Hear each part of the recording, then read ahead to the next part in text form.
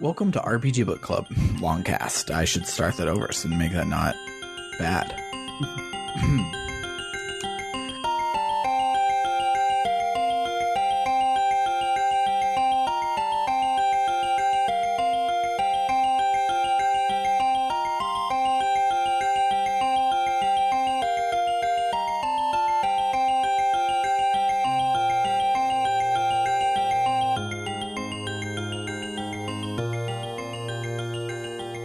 Welcome to RPG Book Club LongCast, the podcast where we play a little bit of a very long video game and talk about how it makes us feel. I am Sam Allman.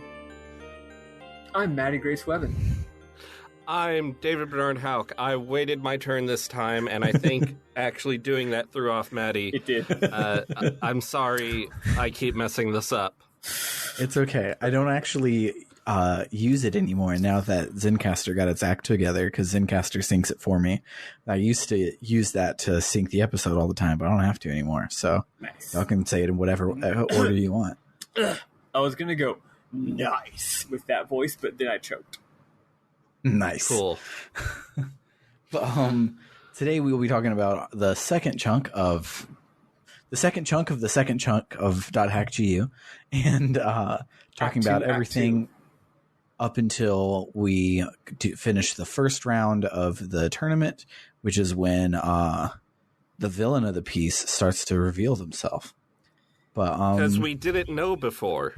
yes, yeah. But I had no suspicions. yeah.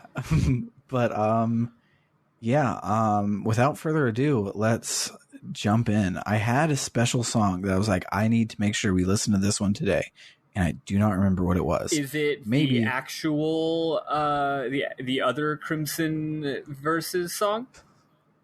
No, but I will put that one in this episode because I put the wrong one in last week. But it was something else where I was like, oh, hey, we haven't done this song before. Oh, it's the vocal track from Holzgron's Cathedral. Oh yeah, I never put that in last time. Great track. But Yeah, definitely. That is my desktop music in the game. I set that as my desktop music because I love it. You know, it's I know a real good we haven't track, gotten so that's started what we'll yet, do. but I might as well mention. You know what's the problem with this game? You're always unlocking more desktop tracks, but none of them are as good as the one you start with. So I haven't changed it. yeah, desktop.wave is I love that a song. real good Anytime track. I get a different song, I'm like, this is great. But also, I've gained nothing from this. Yeah. I'm not changing to it. So yeah, let's listen to that vocal track, and then we will dive right in and get started talking about this section. Der Baum mit Schatten nicht auf, der sucht nach dem Abendreiche verreist und kommt noch nicht zurück. War König, schließt dich das herauf, ab Bayern, König Bayern,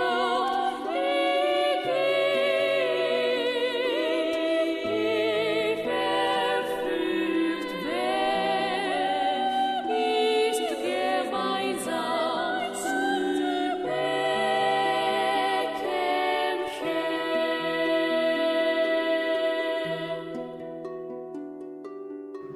So, we are finally back on our desktop after escaping the IDA server, and we check our email and find a message from Atalie. She's relieved to be back in the real world, and she can talk in real life, but the tip of her hand where her character was cracked is numb.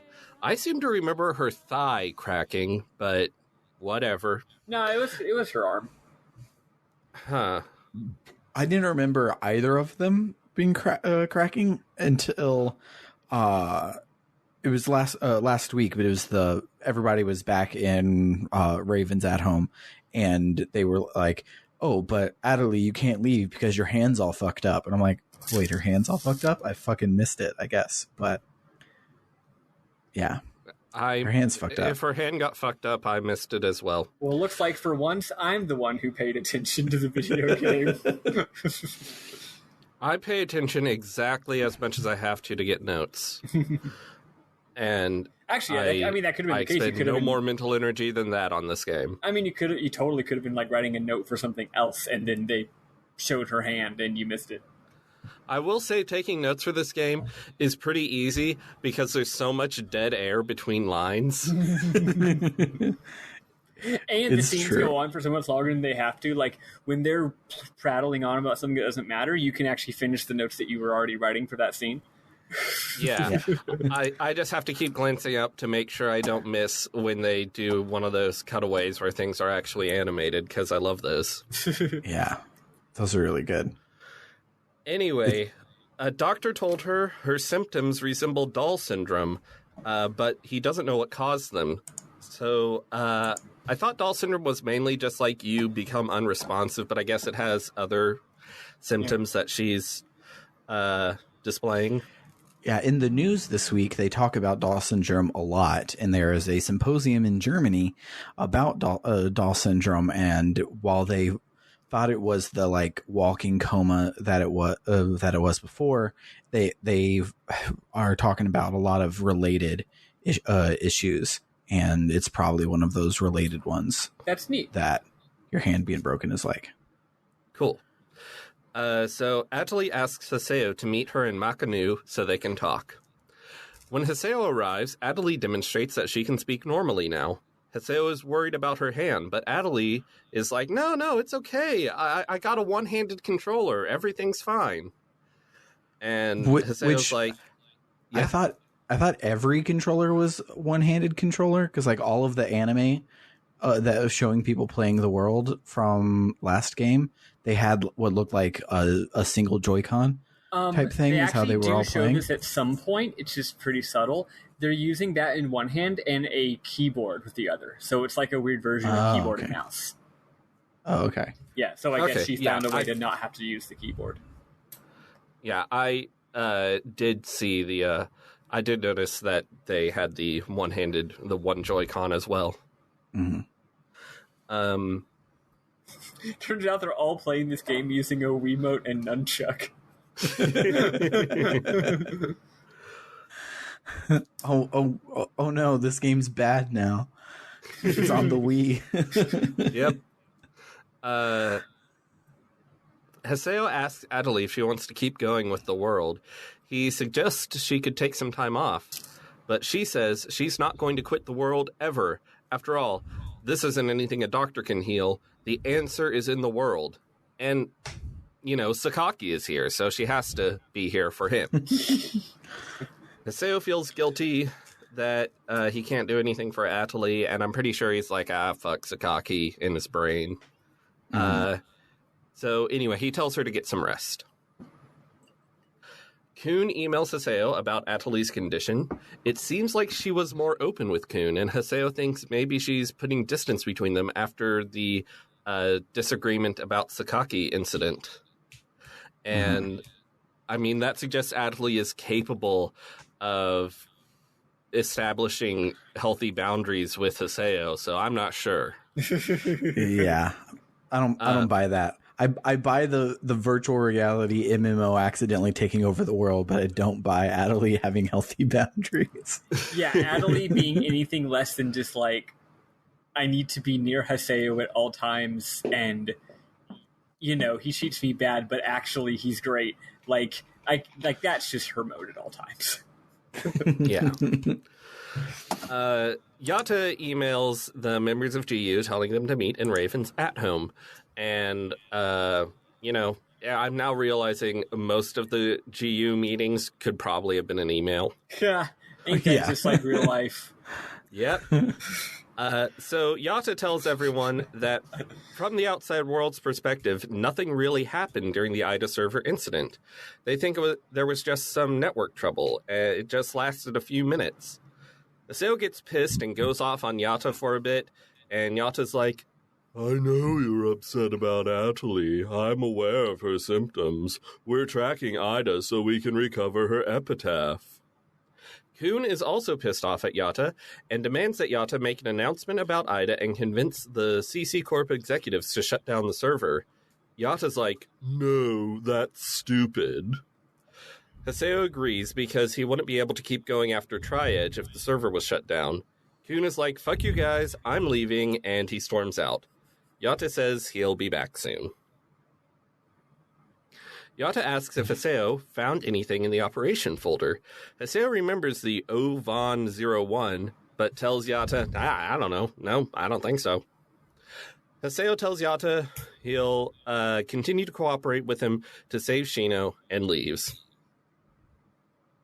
Pai suggests to Yata that maybe they can approach this another way, like gathering specialists on a closed server. Yata says Ida's interest lies in people, which is why it remains in the world. If they shut down the world, Ida would spread elsewhere. They must focus on gathering Epitaph users so they can confront it. He dismisses Pai. Some freaky-looking person in, like, some freaky-looking robe appears and sort of grunts at Yata. Oh, yeah. Yep. Yata tells them Project EU is running smoothly, and the freaky person speaks in a freaky voice and says some ominous shit, which suggests they have power over Yata. They disappear. I knew Organization 13 was in this game. Yeah. Yeah, they look like if Zant from Twilight Princess joined Organization 13. Yeah. Syllabus contacts Haseo saying Gaspard is talking nonsense and won't listen to reason. Haseo heads to Kennard's at home. Big It seems surprise. Gaspard is trying to explain to Syllabus. Yeah. Gaspard is trying to explain to Syllabus, who was offline at the time, what happened on the Ida server. Haseo doesn't want to tell them about Ida and avatars, so he acts like Gaspard's just saying some nonsense, which is mean. He gaslights the shit out of Gaspard. He totally gaslights poor Gaspard. He's like, oh yeah, dude, Gaspard, what the fuck are you talking about? And Gaspard looks at him like he's so, like, okay, the graphical fidelity of this game doesn't really show this, but, like, he looks at him like a sad fucking puppy. He's like, but you were there. I mean, Gaspard How could always you? looks pathetic, so... That's true, he does. So he's just like, he's so hurt that Haseo's not backing him up on this. And then when Haseo lies and says, like, you must have just had a dream or imagined it, Gaspard, I'm pretty sure Gaspard actually, like makes himself buy it. He's like, oh, I guess I really did just dream it. Which is sad. It was kind of fucked up. Haseo didn't need to gaslight him. He could have just been like, yeah, that happened. I don't know why. Just like everyone else doesn't know why. And gaslighting him is a bold move considering how many people were online who could end up corroborating Gaspard's story. But none of the NPC players seem to talk about the horrifying world upturning thing that just happened to them, so I like whatever. to imagine that Every single person on the forums does, though. That was actually going to be one of my memorable imagine that all the moments. people who you see in the game just weren't there that day. Like, I mean, think about it. Online games have very high player bases, so it's just like, oh yeah, no, these are just other guys. Like, maybe the percentage of people who experience this is, like, very small, right? Mm-hmm. Because it's I think only the people who happen to be online, like, right that second. Yeah, I think Yada even mentioned something to the fact in his it was all a blip type thing. There's a whole lot of people like complaining about it, but the vast majority of people didn't even notice. So it's probably, which is weird and interesting. But still, if Syllabus just goes on the forums, he'll see Which that a lot he of people are does. saying the same thing as Gaspard. I'm not saying which he does, as in like he does do that. I'm saying like he's regularly on the forums, so he would see it. yeah. But yeah. And also, Haseo could have at least been like, "Oh yeah, I don't know what you're talking about," and then later been like, "Hey, Gaspard, I'm sorry for doing that, but like, let's just not talk about that right now. Okay, are we cool? Okay, bye." But no, he doesn't even do that. Nope. It's almost like Haseo's a bad person. It's almost like he's a fucking jerk. He really is. He should not be the lead of this goddamn game. I mean, he gets a lot better this volume, but it's not a high bar. No. He's definitely got an arc. The arc is from like irredeemable bastard to edgy redeemable anti-hero. bastard. Edgy, yeah. Now, notice we didn't say he gets redeemed. We said that he now seems like he might be redeemable, which previously he did not. Yes. Maybe Volume 3, he'll get redeemed. Maybe. Maybe that's the RE word that they use. It was rebirth, reminisce, and redemption. Oh, Might actually be Sorry. redemption. this is a fucking aside, but this is the thing that I was gonna say last week that I kept forgetting. The names of these games, I hadn't realized till just now, but it drives me crazy. Because part 1 is called Rebirth, which is a noun, and part 3 is called, I believe it's called Redemption, which is a noun. It is called redemption. And part 4, the extra little part, is also a noun, whatever it is. What's it called? Looking at it. Whatever, it's a noun. But anyway, part 3 is called Reminisce. Reconnection. Which is a verb, and it drives me crazy. Why isn't it like reminiscence? But no, it's reminisce. They don't do parallelism, and it drives me nuts. Okay, that's it. I'm done. Yeah. That's the thing I that's just bad looked about up these games. Reminisce to see if it was, in fact, had an obscure definition as a noun, but it looks like it doesn't. Nope. Also, Susie just jumped on my desk and is running into my microphone. I have this, like, extremely nice recording setup with, like, sound dampening stuff, but then I just let my cat jump on my desk and run into my microphone and shit, so... That'll be fine. Anyway, Haseo gets an email from Ovan inviting him to come talk about Shino and Atali at Delta Hidden Forbidden Holy Ground, which is the cathedral you mentioned earlier that has really good music. Yes. The email specifically says to come alone, which is always a good sign. Haseo heads to the cathedral. So Haseo, this volume, he's just not putting up with the weird, ominous people shit. So Haseo berates Ovan for abandoning the Twilight Brigade.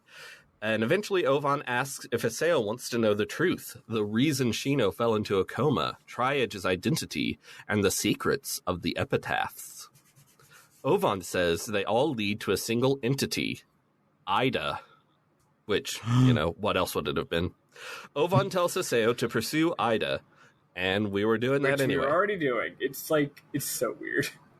That happens like 3 times this week. They're like, well, I can tell you if you take out Ida, and it's like, okay, it's what I was doing. So it'd be like if they what had do you a fucking big. do? It'd be like if they had a big twist that Darth Vader was actually Luke's father in Return of the Jedi. Like they forgot they already did that twist, and they just did it again. or if they like foreshadowed that Leia was Luke's sister, like way harder to the point where like pretty much everyone had already figured it out, and then they dropped the bomb. Yeah. Where was I? Oh, he says epitaphs call Ida, and Ida calls epitaphs. If Haseo wishes to know the entire truth, he must gather the 8 phases of Morgana. And here my notes say, God damn it. Here's another name for the thing, is now we have phases of Morgana. Ovan lists 8 epitaphs and avatars, collectively known as the 8 phases of Morgana. I didn't get down the names of all the epitaphs and avatars, but they do include Skaith, which is Haseo's, Magus, which is Kuhn's, Tarvos, which is Tavros. Pies. What? Tavros. I said Tavros from Homestuck. Yeah, they include Tavros, Terezi, Vriska, Pfeffery. I think last volume I said Tavros, and y'all corrected me that it's Tarvos. And it is Tarvos. So but now so that really confused me. We're just doing it stupid. Anyway, it also includes Maha, which is Indrance's avatar, apparently. Also names Atali's avatar, but I forget what it's called. Yeah. And also Innis, which is a name we heard in Online Jack. Yes. And one thing I like or not like, I was frustrated with is because it rattles off of all of them, and you're like, oh, that's Adelie's as well. And then later when Haseo is rehashing the scene to someone else, and Bernard can stop to take notes, when he gets to Adelie's, as he's like counting all the people, he's like, oh, well, we have me and Pi and Kuhn, and ours are Skaith and Tavros and Magus, and then there's Adelie, ... scene change. And I was like, well, god damn it, which one was her out of the list? I want to know like what her fucking powers are. So the ones we don't know about yet, there's 3, right? Yes. Yeah. Gotcha. If Haseo gathers all of them, then Ida, Tri-Edge, and the epitaphs will appear. And I put in parentheses a question mark next to epitaphs, because what actually are those? But apparently they'll appear. Yes. Ovan leaves. Haseo figures that between him, Pi, Kuhn, Indrance, and Adelie, there are 3 epitaph users left to find, which Maddie already said. But I had to say it again because it was in my notes. That's fine. And you had to say it again because it's something Haseo said when he says it again to rehash the plot. Yes. Haseo gets an email from CC Corp saying he can now access the town of Dona. Neat. Another email from them says we can now upgrade our bike. Neat. That part made me holler. I was so excited about the idea that there was more bike in this game. Yes. There's bike quests this time around. Did you do them, Maddie? It's awesome. Yeah, I did one. It was fun. Yeah. Love them. I haven't done any because I don't do any optional content in this game. I'm enjoying Volume 2 a lot more.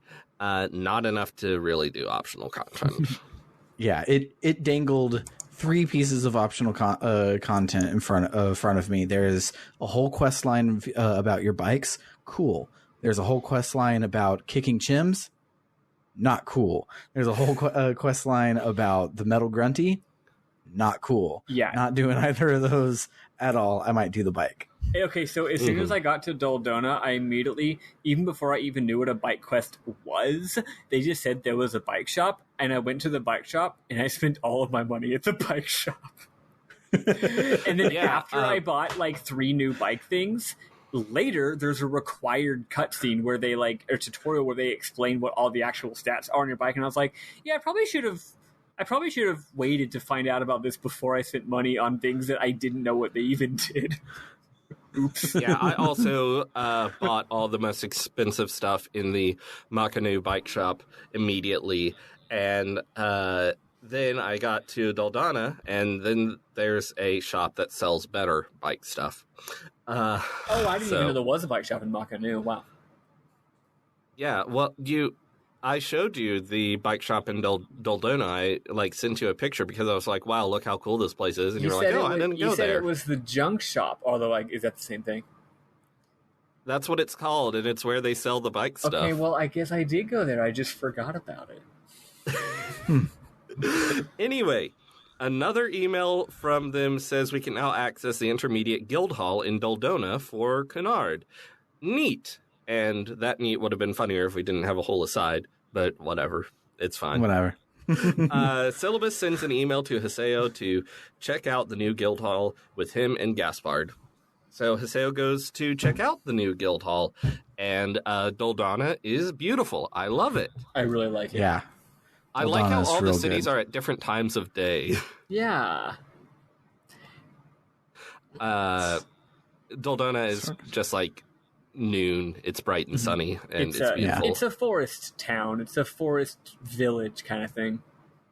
Yeah. And it's a much really simpler like layout than Makanu. Yeah, I was about to say the same thing. It's not a fucking maze to find the alchemy district. Yeah, it is a straight line. It does annoy me that there's a door near the beginning, which I guess Makanu has would be crazy too. But I can't ride my bike from the transport from the Chaos Gate to the Guild Hall. Same problem. And that really annoys me. Anyway, especially because you can't open the door on your bike. Like if you could open the door, it would be no big deal. You just have the small loading zone or whatever. Yeah. But since you have to ride your bike, get off your bike, open the door, ride your bike, drive to the guild, get off your bike, go in the guild. It just makes it too much hassle. Yeah. You should just never have to get off your bike at any point. Like, you should be able to be on it in battles and in cutscenes. This should be a bike game. Yeah. You know, I gotta say, I'm a little salty. Y'all are all like, the bike is cool. We like the bike now. We want to ride the bike. When I have been there for the bike since day one, I have been a bike stan, and y'all were like, the bike is dumb last game. But I get it. Now that the bike controls good, y'all are jumping on the bike train. Y'all are just fake No, we're jumping bike on the fans. bike. It's not a train, it's a bike. Yeah, I know. I liked the bike before it was good.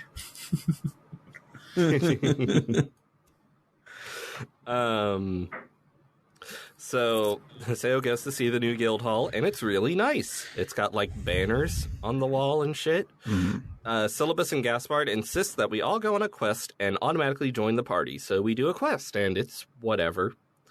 After, Haseo sees an altercation between Alcade and Sirius, who we might remember are members of Ecolo, which we might remember is the guild for arena emperors. And we're about to get that thing we all love.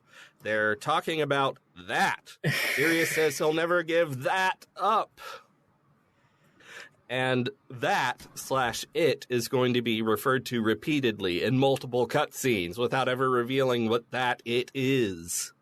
So, like, this happens a lot in Japanese media that I like, and I wonder if it's because game developers are not, like, novel writers, or if it's Japanese that's not as weird as it is in, like, if it's, if, like, that sentence doesn't sound as completely stupid as it does in English. Well, I will say, I'm guessing as it's the someone latter. who's read a decent bit of Japanese literature, I will say none of it does that.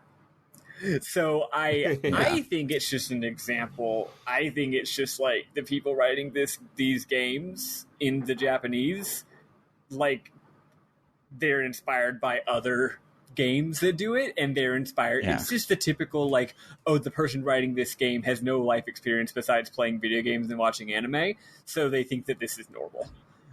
Well, here's the thing that really bothers me, is that, you know, using pronouns is fine. I use pronouns all the time. I got pronouns in my bio. But they always say, you'll never get that. You must find it. Yeah, Just say it like a pronoun. There are situations where, like, there are some situations where it would actually be weird for them to be like, hey, do you have that? Or, hey, do you have the thing? Or, hey, do you have it? And they're like, yeah. Because there are situations where it's like, well, no, like, why would they know what each other are talking about? But there's also, like you're saying, like, about 50% of the cutscenes in this game where they do that, if they just said, hey, did you get it yet? Then that would make perfect sense. But the other 50%, it actually would be weird. And you're like, well, no, realistically, they would be saying the name of the thing. But it's like, I don't have it anymore. Just give me 5 minutes. Now I'm imagining Danny being like, I don't have it anymore. But here's the extra thing. How many times when that happens in anime or games would, like, if they just said the name of the thing that they were wanting, it wouldn't spoil anything because you wouldn't know what that thing is.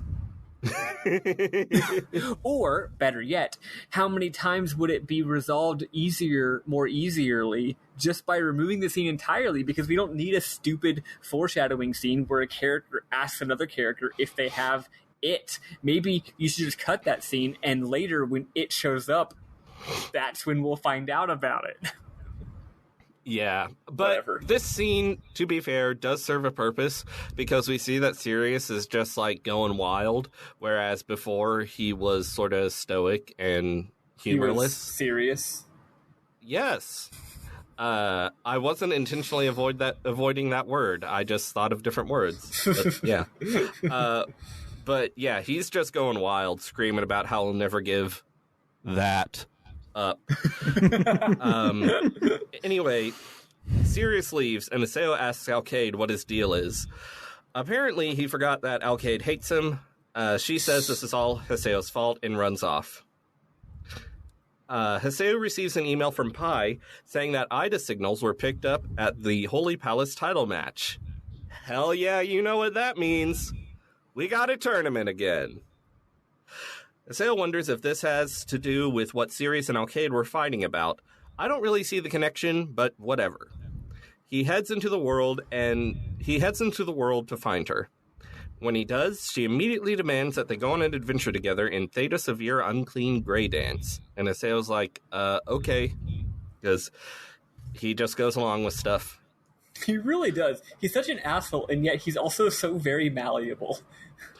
Yeah, and I mean, if someone who hates me and has literally sworn revenge against me was like, hey, let's go to this place, this very specific place, let's go there together, and nothing bad will happen, don't bring weapons, I would be like, I don't know. Well, he probably does assume he can kick her ass, because he can. He did.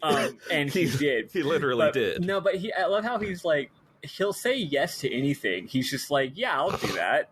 I'm just gonna be an asshole about it, but sure, I'll do it. Yeah. Only his words are mean. Yeah. And, words can't hurt people.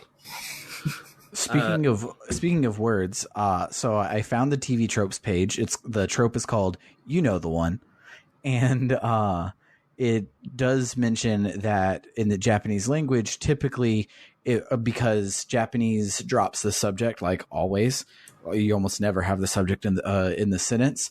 These sentences are just the people talking where you don't know the context to know what the thingy is, and so it's basically all the times that we get it, he, that, it's etc. is localization tropes, like it can't be helped shows up all the time, even though it's a really bad sentence that no one should say, but it can't be helped. So it's similar to that, and where it shows up all the time in localizations. Yeah. You're just like, do you have like oh, bad, and we're just like, what's bad? But now they're like, is bad. Yeah. That makes sense. So Haseo and Alkaid go to the area, and you can bring a third person along. So I brought Pyrrhus the third because I was Me too. I love him. Me too. I don't like him, but I was like, hey, you're probably not going to be in this game otherwise, so. That was also kind of my thought. I'm like, hey, you know what, buddy? You can do something. That's fine. Yeah. So Haseo considers trying to talk to Alkaid, but she doesn't seem receptive, so he's like, I'll just wait until we get to the Beast Temple. So when they get to the Beast Temple, Alkaid says that ever since Haseo became the Demon Palace Emperor, Sirius has been acting weird. We see some sort of flashback in which Sirius laughs evilly and yells about it. He is with the two characters we saw with Tri-Edge, who Alkaid refers to as that winged guy and that naked guy. Haseo makes the connection genders. And winged and naked. So Haseo makes a connection. It's like, maybe those are the people I saw with Tri-Edge. Alkaid says, that's not Sirius. Haseo wonders if Sirius was taken over by Ida, like Indrance was. So that would mean not only are they repeating the story structure, they're repeating the story itself. Yep. Alkaid says she didn't know what to do with herself when she lost to Haseo. She realized she had become obsessed with protecting what she had built up instead of what really mattered to her, which is like faith and shit. I don't know. She asks Haseo to help her find... Yes. Alkaid asks Haseo to help her find out what's up with Sirius. She says if she can fight him in the tournament, she might be able to find something out, and asks Haseo to enter the tournament with her. Haseo doesn't say anything, and Alkaid's like, okay, never mind. Didn't want to anyway. That's fine. Okay, forget I said anything. It's like a 5-minute backpedal in which Haseo just watches her apologize and everything, and it's not until the very end where he's like, hey, I never said no. He lets her just walk all over herself. Yeah, it's literally not weird. Until they get back to Dona. He's like, I'll help after all. Yeah. It's It's awkward. And again, it's like, Arcade, have you noticed that he just goes along with everything? You should have known he was going to go along with this. I mean, this is the first time that he's gone along with something for her. She might have thought it was a fluke. That's true. So Haseo and Alcade go to Lumina Cloth to enter the tournament. And it turns out we have to renounce our title of Emperor to do so. And at this point, I'm like, I don't really know what that means. It doesn't change the fact that we won the tournament.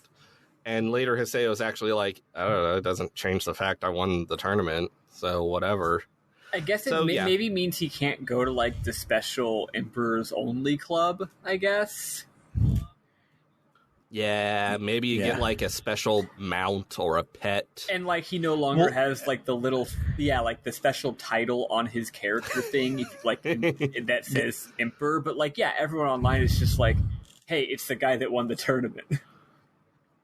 So it's Pokemon rules, actually. It says in the email we're about to get from CC Corp is when you beat the tournament, like Indrance didn't have to fight his way through the tournament. He was just waiting at the end and doing exhibition stuff, and we fought him at the end. And so we don't get that right because we had to renounce our title and start from the beginning. So basically being the Emperor just means it is your duty / also privilege to kick someone's ass every so often. Yeah. So renouncing it means you gracefully give up the title instead of having it stripped from you. So it seems like renouncing the title is the thing to do. Seriously, yeah. You're like, yep, I won. Now I don't have to wait for someone to kick my ass and make a damn fool out of me at some point in the future. Yeah. But anyway, Alcade's like, wow, you just gave up your title so easily. And Haseo's like, yeah, whatever, I still beat Endurance. Alcade asks him to come on more adventures with her and then scurries off blushingly. Because everyone's hot for Haseo, even though he doesn't exactly have a winning personality. I just gotta throw this out there. Just gotta make sure we're all aware. Alcade is so fucking cute. I love her. She's great. Yeah, she's great. She is Model's cute. Her performance, her voice actor is really cute. I mean, like, the voice as is much cute. as much as they can be in .hack GU, where it's a minute and a half between each spoken line. Yeah, no, she's real cute, and then, like, her behavior and things that she does is cute. She's great. I love Alcade. I'm glad that she's continuing to be a character in this game. Mm-hmm. Yeah. I figured she would be because she's on the cover of the collection and had such a small part last game. And so I was hoping it wasn't just because she was hot while that she was on the cover. Mm-hmm. Yeah.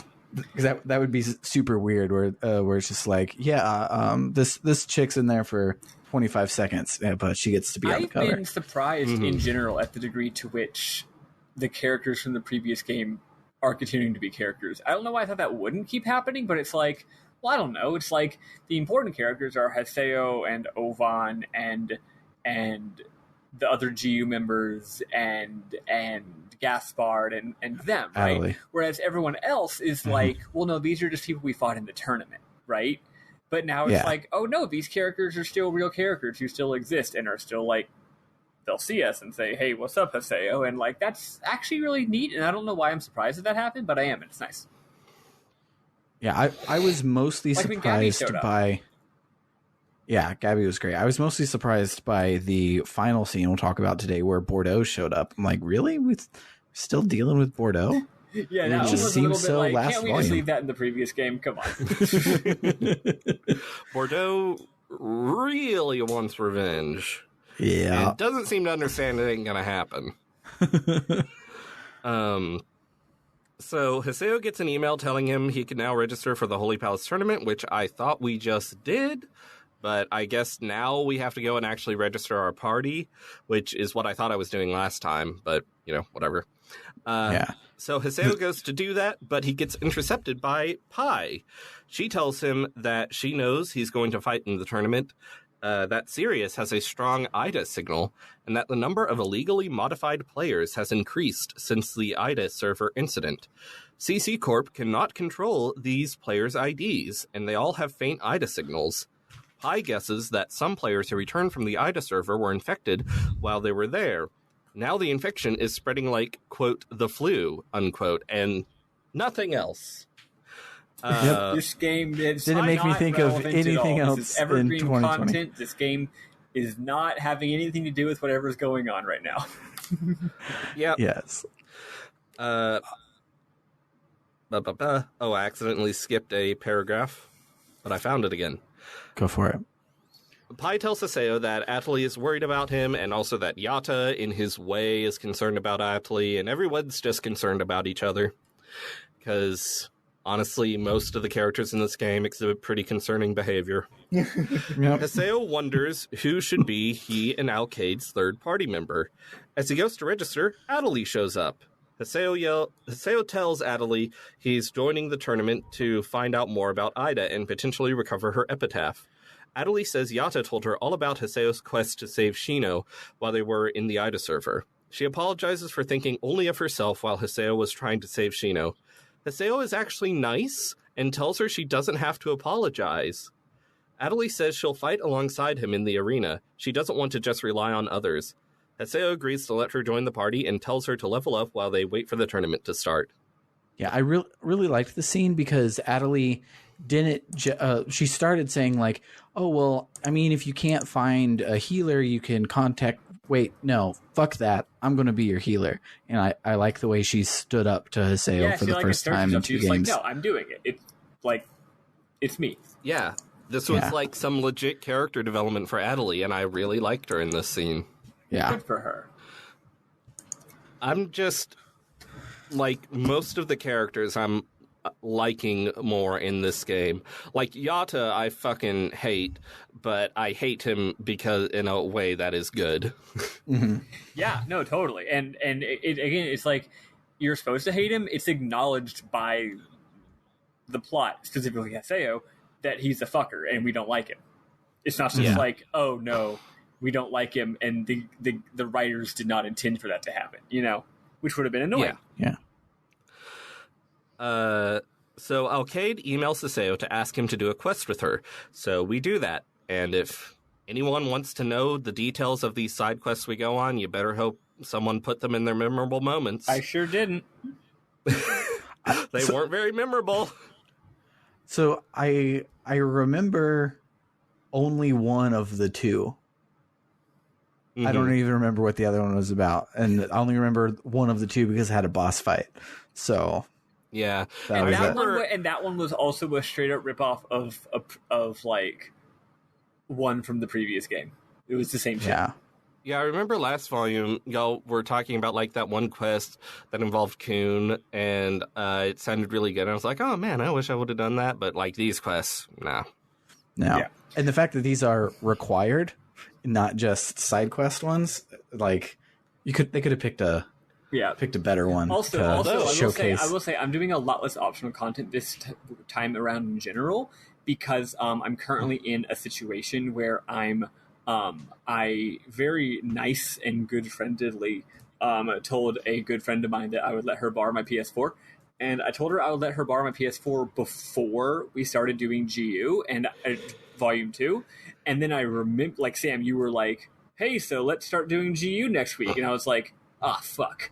I let my friend borrow my PS4. So basically, like, she gave it back to me, but I didn't want to have it too long because she's, like, halfway through a couple video games, right? So I was like, okay, I'm just going to blast through GU for the week and then tell her she can come and get it back, right? So that's why until that situation is resolved, I'm not going to be spending a ton of time on optional content in this game, which is a shame because I am liking it so much more than the first one, but it's like, oh yeah, I gotta give her back the console because I'm being nice, and you don't want to be like, hey, you can have it, and then like actually give it back. Yeah, definitely. I will say, I was impressed with this quest because it was like Alcade and Haseo, and Alcade's like, yeah, call a third person to join us. So I called Pai, and Pai had voiced lines.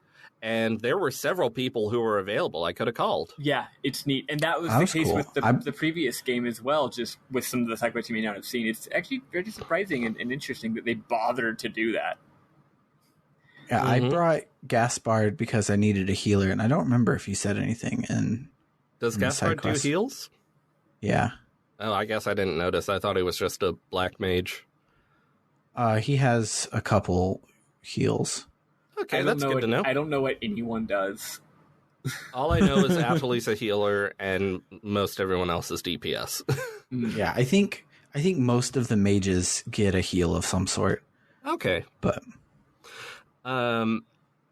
So after we do that quest, Atali emails Haseo saying that they should go to Kennard together and tell them they're participating in the tournament. So they do that. And Haseo is nice again, and he apologizes profusely for giving up the title without consulting Syllabus and enrolling in a new tournament without asking him if he wanted to be in the team again. Haseo is so nice now. Also, I think it's hilarious that Atali starts this quest because she has no voiced lines in this bit, and all you do is you go there and then you log out to check your email. So it's like, why did you need to come, Atali? Yeah, like, could have been anybody. In my notes, I say Atali does literally nothing in this scene, so I don't know why she is there. Maybe But she was just wanting. Maybe she just wanted to play the game. I mean, I often go to whenever I go to social events, I usually don't say anything to anyone, so I can't really. I almost said I often go to social events, but that's not true, especially not anymore. It's not true in general, but it's especially not true now. Yeah. So anyway, CC Corp emails Haseo that it's time for the first round of the tournament. The party goes to Lumina Cloth, and Haseo actually graciously apologizes to Atali for always using her when it's convenient. And I'm like, oh, Haseo, you're so nice. But then Alcade asks him if Atali is special to him, and he's like, stop your screeching. So he's not all the way there. No. Shut up, bitch. Usually he's mean to people who deserve it in this volume, but that was a bit of an overreaction. Wait, so he says that to Alcade? Yeah. Yeah. Oh, okay. I missed it because I actually thought that he said that to Atali, which would have been even more funny. It's like, Atali, I'm sorry for being mean. 5 seconds later, shut the fuck up. Quit screeching. No, he says that to Alcade because Alcade's like, oh, is she special? And he's just like, shut the fuck up. So Haseo is... She is. Haseo is the woman respecter, where woman is decidedly singular. Yes. So in the locker room, Atali whispers to Haseo, confirming that this is a feature in the world. Because we were like, can people not just fucking whisper to each other so people can't overhear their secret dialogues? But yeah, they whisper to each other, so apparently that's a thing they can do. Yeah, don't know why any of the main antagonists don't utilize this feature, Because but then whatever. we wouldn't get to overhear them saying, we need to find it. Wait, sorry, I gotta do it like Bernard does. We need to find it. But anyway, Haseo whispers back to her that he won't use his avatar, so that's good. And it's time for the match, and Antares is the guest commentator, and he actually showed up this time. The match was really easy for me. Did it give y'all any trouble? Super easy, which is funny because when I went to go start, and the game was like, remember, once you're in this match, you're stuck in it. Make sure you save. And I was like, nah. Yeah. So thank God it was super easy. Yeah, But it's because I remembered that the last Recode added retries on game overs, and so I was like, worst case, I'll just sit here and try and get better at the action part of it if I'm underleveled or whatever. Yeah, like so the odds that you're I just said, actually "Fuck it." getting owned so hard that you would like you can't actually beat it unless you leave and level up is pretty slim. Like the idea that you're actually soft locked instead of just like, let me try it again. Yeah. Mm-hmm. So when Team Haseo wins, Antares says Haseo has a strong fighter spirit. Perhaps he's got a girl he wants to protect, which I guess is the case. After the match, Alcade tells Haseo that her opinion of him is turning around after fighting alongside him. Then we see Sakaki talking with someone. He says the GU members have become aware of its existence. He tells the other person Her purpose is to defeat Sirius and bring it back to him. But she says Haseo is hers. He set her soul aflame. She'll make sure he pays dearly for it. It's weird because we don't get a clear look at her, but we can totally tell it's Bordeaux. Like, they aren't hiding it, but also they don't give us a good shot of her. And also, was her model all fucked up before? Because it's fucked up now. I didn't register it being different. I didn't notice it being fucked up. Like, half of her model is like inky black with like weird glowy stuff on it. Maybe that was a graphical glitch for you, or it just made zero impression and I didn't notice. It looked very intentional. I may not. I have no idea. Maybe I wasn't paying attention. Well, anyway, Bordeaux leaves, and Sakaki says to himself, which it's not even that he's whispering now, he's holding down talk to speak and saying he's the one who will be chosen by Ida, chosen by the world, not capitalized in the subtitles, interestingly. Someone hides nearby and hears all this. It appears to be that questionably queer person that we had a big discussion about from Moontree. Then we get some armadillo stuff, and we're done. Yeah. That's it for the week. Nice and short. You know, it's funny because last time, if you recall, before we actually played the actual tournament, we had to do that, like, fake tournament where we raised our battle ranking. Remember that? Mm-hmm. And we had to do all that horse shit, and until our battle ranking was like 100, we couldn't even get in the tournament. I thought we were going to have to do that again, but it's just like, nope, tournament time. Go win the battle. Okay, cool, I won the battle. I have a new armadillo fun fact. Hell yeah. Oh boy, more armadillos are... This is from softschools.com. Who knows if it's reliable. I just Googled armadillos fun facts. Let's just believe that it is. Armadillos are great swimmers. They can hold their breath for 6 minutes when they dive. Christ.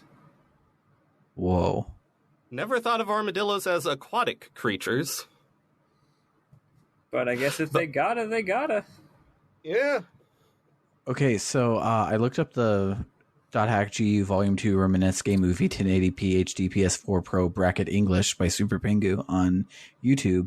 And yeah, Bordeaux has like inky blackness on her face and glowing red eyes. It is weird. And I did not register that while I was playing it earlier.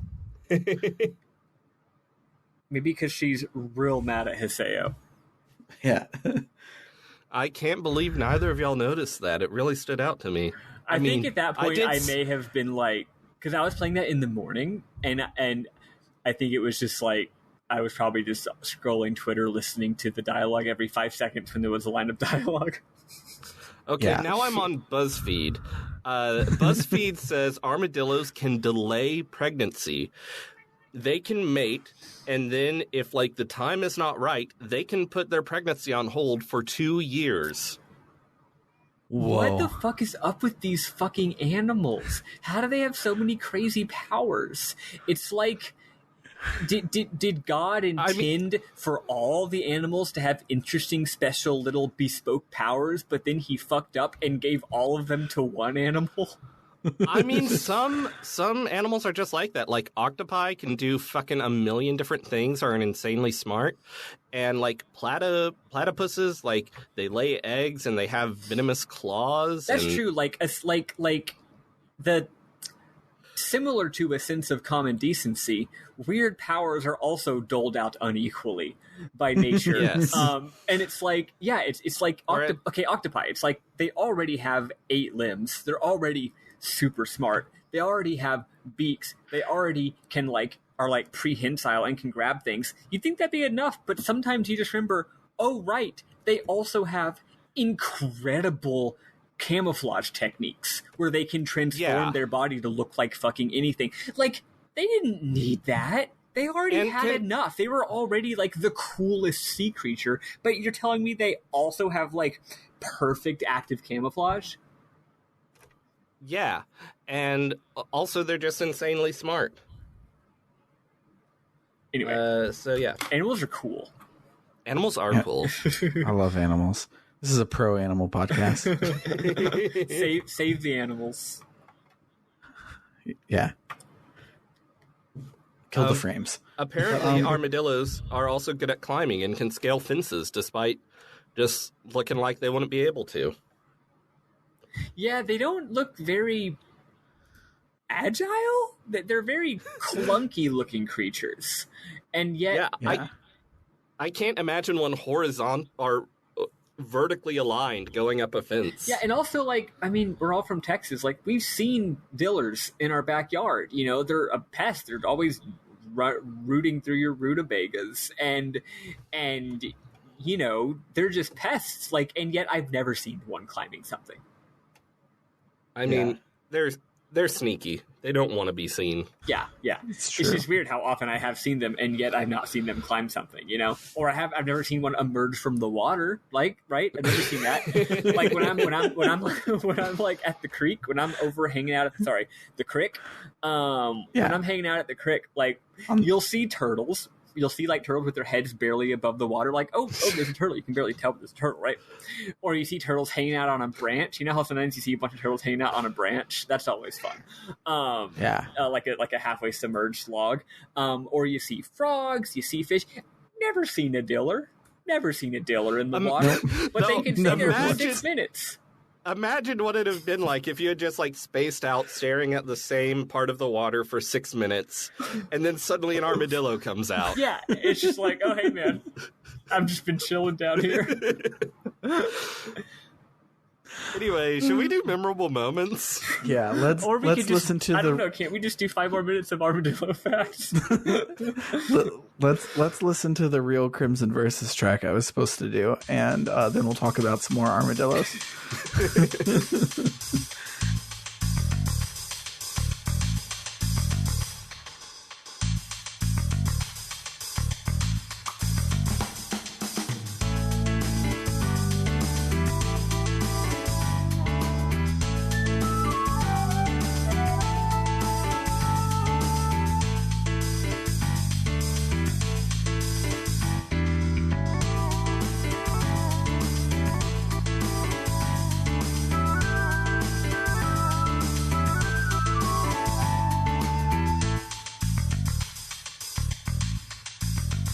All right, so I only have one that I wrote down. I remember seeing another one being like, oh, I should write that down, but Scarlett was using my phone at the moment, and so I did not get it down, and I have no idea what it was. It was a funny line, but it's gone. But the thing that made me cackle this week is you get into your new guild for the first time, and it's doing the, like, showing off the new zone thing that they do every time you...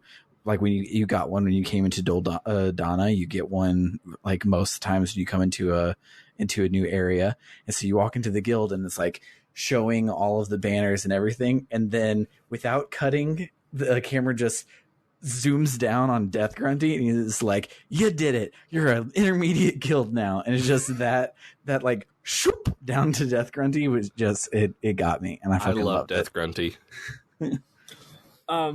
I was silly. I had quite a few this week because I thought it was quite a memorable week with a lot of great things I liked. But I recorded those things by taking screenshots on my PS4, so I forgot. So I cannot access them. I don't remember what they were. Right? Every episode, normally what we do is I turn on my PS4 and I go through the screenshots folder, right, to remind myself. So sorry about that. I'll make sure to think that through better next time. Anyway, the only other ones I had were the one we already talked about, where he tells Alcade to quit with the screeching already, which is hilarious. Secondly, shortly after that, when they're in the prep. Okay, this is not normal. This is a bitching, but like they didn't even like put the tournament in a different city. It's just the exact same fucking thing.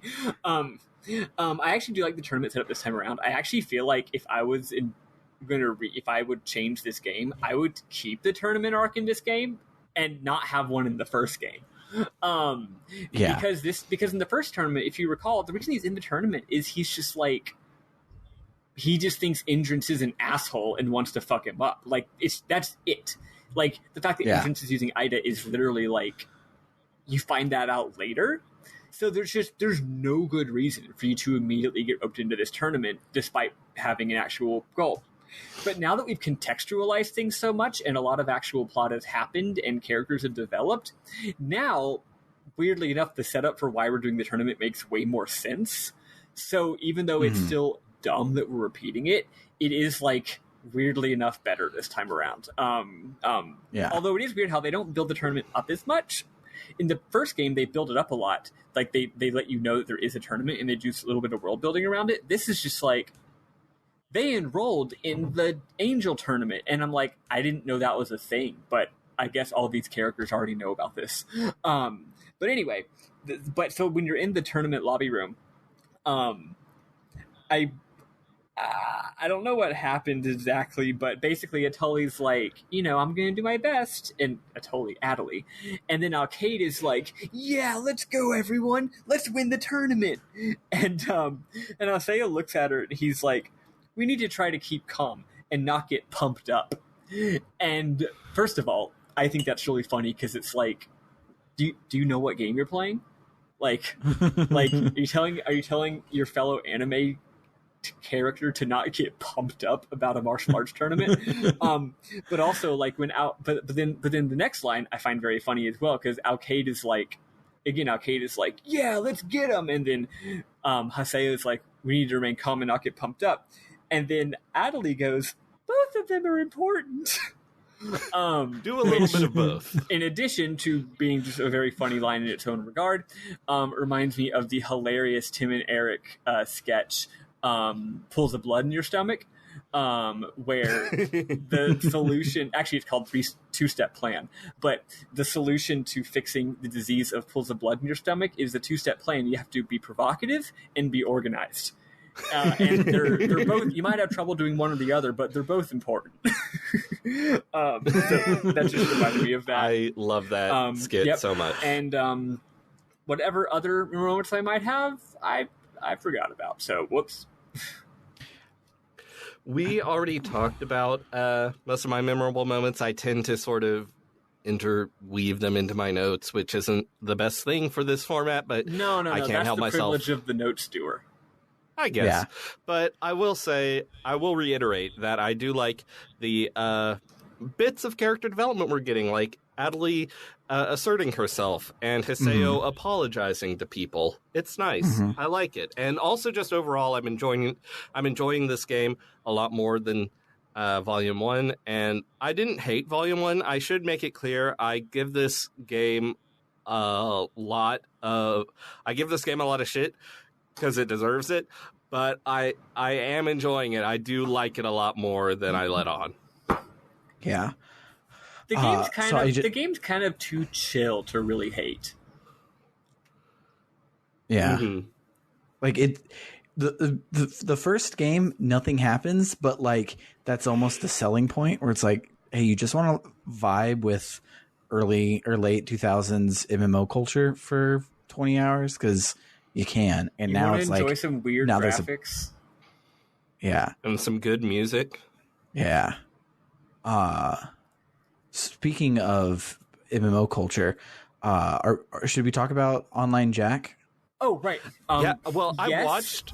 But actually, before we do that, I want to mention one more thing, which is that did the thing I wanted to mention completely escape my brain? Never mind. Probably. Go on. I watched Online Jack, and I didn't take notes about it because on the PS4, I don't know if you can pause it. I think I tried all the buttons to pause it, but you can. If you press, maybe it's like start, and it does the thing that a game should do, where it gives you a very clear like continue or skip sort of prompt, so you don't need to worry about accidentally skipping it. I'm sorry. You mean Ihara specifically? I'm stupid. Yes. Yeah. I don't know. Anyway, you always could press the it. PlayStation button. Oh, yeah. That's a good point. Well, anyway, I watched it, and I was like, whoa, this is like 4.5 minutes of just pure plot and lore. I don't know if I can take notes on this, but this is really cool. Yeah, so Bernard told me to do it, so I did. Yes, awesome. You didn't actually respond, so I didn't know if you did it. Oops. I think I was working. I volunteered to do it, And then you said, cool, so you'll do it? And then I did. Sorry.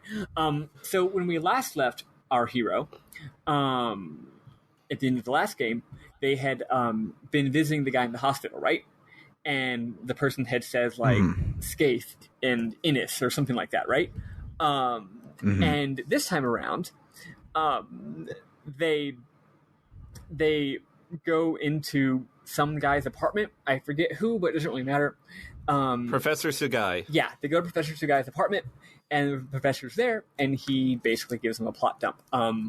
He says, okay... Yeah, he basically talks about why all of the, like, shit that happened in the other Salvador Ihara videos last time were important. Like, he links them to the plot of the game. Yeah. So he's like, I don't know what Ida means, but I found out that Skaith, Innis, and Magus are all names of the characters from this thing, the Epitaph of Twilight, which, if y'all recall, is the poem that the world is, like, based on. And then Professor Sugai is like, maybe the world R2 is related to the stuff that happened in the previous game, because that stuff was big and dramatic enough that people out in the real world would be aware of it, because that stuff also had to do with the Epitaph of Twilight. And anyway, he then says that, like, all the kids with Doll syndrome that all had the same class, turns out they were all actually members of Moontree. They were all members of the same guild.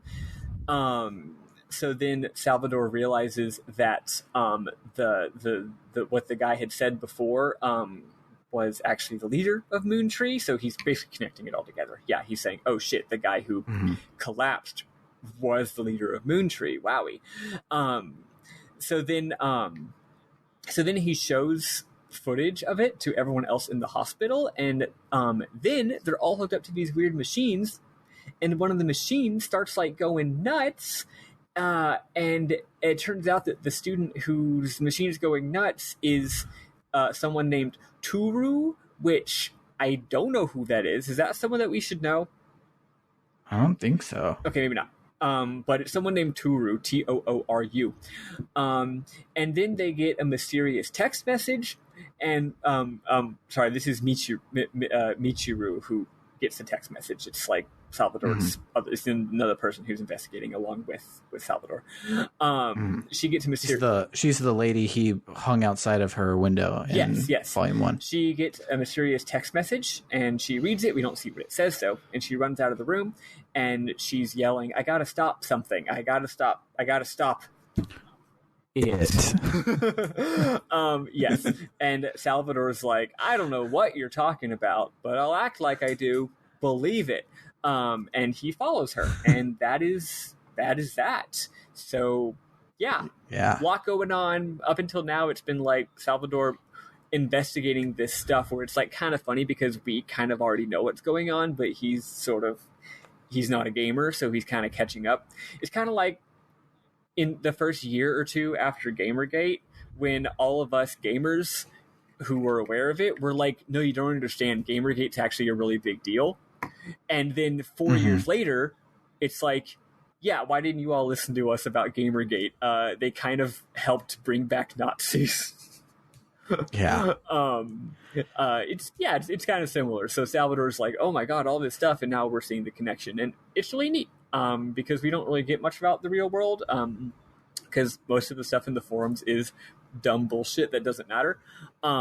So it's cool that this is finally coming together. Also, by the way, turns out there are 3 Salvador videos per game, so we've only seen 4 out of 9. So I'm really interested to see where this goes. Nice. Because the first 2 were like, not much happened, right? They were like pretty slow and mostly just funny. Yeah, but then the third one, you had like the fucking stuff written on the wall in blood and everything. Yeah, and I'm guessing that the rest of them are going to continue at this pace, being like, oh shit, like these are actually really a big deal now and cool. Yeah. Yeah, speaking of forums and dumb bullshit, so I did not spend a lot of time on the forums this time because there was a lot, but I just was kind of skimming and seeing the sorts of things that were on there. I mostly was there to get cool background pictures for my desktop. but I did stop in all of them. And in every forum, including AppCalu and the official World Forum, because like last game, people pretty much stuck to their own forums. Like you would get Butt Rice and Kakaki, whatever his name was. But you get them like just in their one forum in the sub forum. But across all of them, whenever anybody mentions the stuff on the IDA server, this person named Nuada would show up and he's like, all right, I'm jotting this down. Is it okay if I DM you? And so someone named Nuada is investigating the IDA of it all.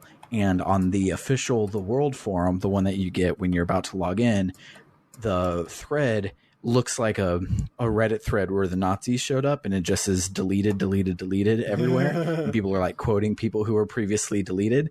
And everyone's like, whoa, look how fast everything's being deleted. Makes me think there's something weird going on. And Nuada shows up there. He's like, well, this has all been really interesting. I'm writing all of these names down.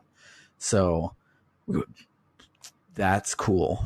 And I'm interested to see where that goes. Hasn't gone anywhere so far, but that is cool. Yeah, that is really neat. I really like that. I want to catch up on that.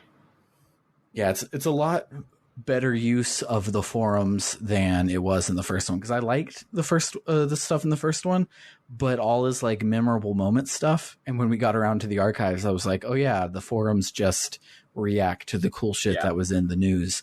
But here it's like, oh no, like this is like telling its own story. Which is like, that's like a running really thing cool. in this game, is that like all the stuff that was established previously, but it was mostly just like texture. Like all of these textural elements are slowly becoming like the actual game, and they're all more closely coupled, and that's neat. Yeah, and I think it probably worked a whole lot better episodically over a year instead of being all part of a whole thing, because you got 20 hours of like plot content and then infinite amount of procedurally generated extra content and all the stuff on the forums and stuff. You're a lot more for you likely to do all the side quests when there's not already more game to play. Yeah, and so there probably were a lot of breadcrumbs the first time, and now it's like paying off on all of that. It's like, oh, hey, you went and you watched the Salvador Ihara videos, and so you know that like something about the world is already happening in the real world, and that's like real cool JRPG shit. Well, since you paid attention to all of that, here you go. Now you know to read between the lines on all of the forum posts and see what's going there, and it's good. I like it. I like it a lot. This is unrelated to anything, but wow, I just got some really exciting news. So the UFT, United Federation of Teachers, it's one of the two major teacher unions in the country. The New York City chapter of UFT, which is K through 12 and is over 120,000 members, is going to vote to authorize a strike tomorrow. It'd be the first UFT strike in 45 years and the largest strike in the entire country since 1997's national UPS strike. That's enormous. That is an enormously huge strike. So that's tomorrow. So tomorrow they're going to vote. So pay attention to that, because if that is true, what's that tweet where it's like everybody unfollow me now because this is the only thing I'm going to be yelling about. Anyway, you do like strikes. Obviously there's probably going to be ways to help, like donating to a strike fund, sharing propaganda on social media, stuff like that. So anyway, that's very exciting. Hell yeah. But that's all that I have for this section of the game. The thing I was they going want to to have anything else to say. One more little thing. I played a lot more. I played more Crimson Versus. It's a lot of fun. I'm really enjoying it. It's kind of hard to design your party. Like, it seems to me like a lot of it's just luck, and I can't find like any deck I make is going to have a very obvious weakness, and it's like I don't know how to do anything against that other than just like, because it plays automatically, right? It runs a game every minute while you're playing. But every time I'll check, it'll be like, yo, yeah, good job. While you were away, your deck won 27 battles and lost 5, which is cool. But I can't figure out like how to make a deck that guards against all situations. It's always just like, oh no, if they have a deck with this element as their major element, I'm just gonna lose. Which is weird. However, it's a lot of fun, and you're always unlocking new stuff is the thing. Because you unlock new cards by winning, and because it's not that hard to win more than you lose by having a mediocre, the game's pretty nice to you. So every time I play, it's like, here's 10 new cards, here's 5 new cards, here's a bunch of new cards. And the art's cool, and the abilities are cool. However, I did realize a major problem with it. As far as I can tell, it doesn't feed back into the real game at all. So, like, Dang. you can do it, but you're not going to get anything out of it besides just it's fun. It's not like Final Fantasy VIII or anything. So once I realized that, it was like, well, now that I've played it, like, I get it. So I don't know if I'm going to, like, keep playing it, However, it is neat, and I would encourage y'all to at least dabble in it because it's actually pretty cool. But, yeah, as far as I know, there's no, broader purpose to it besides it just exists. So, Like all the rewards you get, all the rewards you get are more cards. Yeah. But you bringing up Crimson Versus did remind me of my other memorable moment that I forgot to jot down. So there's a news article that says, hurrah, physical card games are back because they had been gone and replaced by video games in this timeline. To which they say, because physical card games are so much cheaper than online card games, because once you get enough cards, you basically can play for free. So I think CyberConnect 2 has literally never played a game of Magic the Gathering ever because that shit is so fucking expensive. It is ridiculously expensive. Yeah. But whatever. Sure. Yeah, that's really funny. Or in this alternate universe, the prices for the digital things are just terrible. I mean, it's kind of like how ebooks are bizarrely more expensive than real books, because a real book you can get used from like a bookstore or half price books, whereas an ebook they always sell. If you ever go on like Amazon, which I know we don't like support going on Amazon, but you can go on there to look at the prices, right? To know what you're talking about. If you go on Amazon, it'll always be like, oh, here's this hot new book. And the ebook always costs the exact same amount as the paperback, which is like insane. Actually, I'm pretty sure I heard somewhere that it is actually Amazon who mandates that, not the publishers. The publishers would gladly sell it for less because it would sell better, and and they're saving money not having to print it. And Amazon's like, no, you're charging $20 for your ebook, or you're not using our platform, because Amazon's evil, and it's completely killing the book industry. But anyway, but yeah. So since an ebook of something costs $20, well, you can get a used paperback of it for $5. So maybe that's what's happening in this world. Maybe because of insane markup, digital cards cost way too much money. Yeah, they do mention in the article that like, because the online game requires a subscription, which is weird that Hearthstone would have a subscription, but whatever. Yeah, it just did not seem like it was from our actual world. No, they're just being dumb. It was, yeah, but yeah. Now that is officially all that I have. Nice. So if you liked what you heard and you want to hear us finish out this trilogy, you can go and support us online at ko-fi.com/rpgbookclub. That's ko-fi.com/rpgbookclub, and drop us a couple of ducats. We'll fill up our buckets, and when the bucket is full, we will do part 3. And when we unlock part 3, we'll do bonus episodes on part 4, because part 4 is like an hour long, so it would not be worth it for us to split off into its own section. But otherwise, if you want to just chit with us, we are online at www.rpgbook.club. Has a link to all of our socials. Most importantly is the Discord, where we have all of our friends, including our new friend Misk, as in miscellaneous, showed up this week. Welcome, Misk. Misk really likes Suikoden, and that's about all they said because I mean they just showed up like yesterday. But come talk to us on our Discord. We're chill people there, and yeah, that's about it for RPG Book Club LongCast. I have been Sam Allman. I'm Maddie Grace Webben. I'm David Bernard Halk, and I looked up the official pronunciation, and it's Kofi.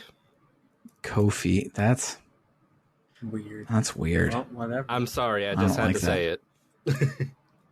I don't think I like that. Well, you can say Kofi. Yeah. But now you're Kofi saying it makes while sense. knowing that it's wrong, which is okay. Yeah. It's okay to be incorrect.